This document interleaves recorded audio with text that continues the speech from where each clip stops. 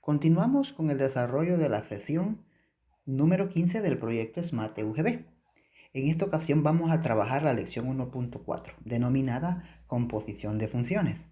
En la definición, dadas dos funciones f y g, la composición de f y g, denotada mediante esta expresión, se define como f o g de x igual a f de g de x. La composición de f y g es una función que resulta de evaluar la función g de x en la función f de x. Es decir, voy a evaluar g de x en f de x. La expresión f compuesta con g se lee f compuesta con g. Y la expresión f de g de x se lee así, f de g de x. Lo que tenemos en esta situación es que una función actúa de un conjunto A a un conjunto B. Y la otra función actúa de un conjunto B a un conjunto C. Aquí actúa G y aquí actúa F. Aquí toma un valor X y lo transforma en un G de X.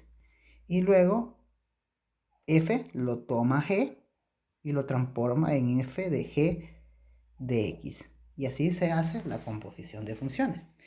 Bueno, en el primer caso del ejemplo nos piden evaluar f compuesta con g, que por definición sería f compuesta con g aplicado a x, ¿no?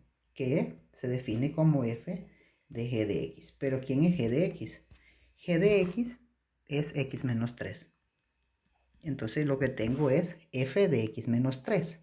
¿Y qué le hace f a un valor en su dominio? Pues le multiplica por 2 y le suma una unidad. Entonces sería 2 factor de x menos 3 más 1. Distribuyendo 2 por x es 2x, 2 por menos 3 es menos 6, más 1.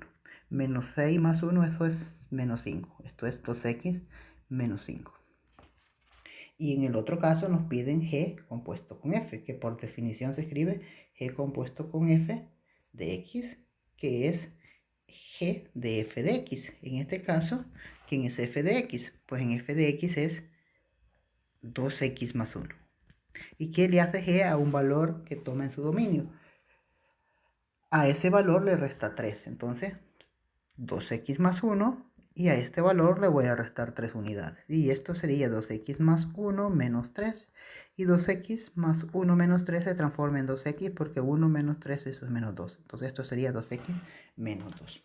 Y así de esa manera nosotros encontramos las composiciones tanto de f con g como de g con f. Únicamente evaluando la función del interior en la función del exterior.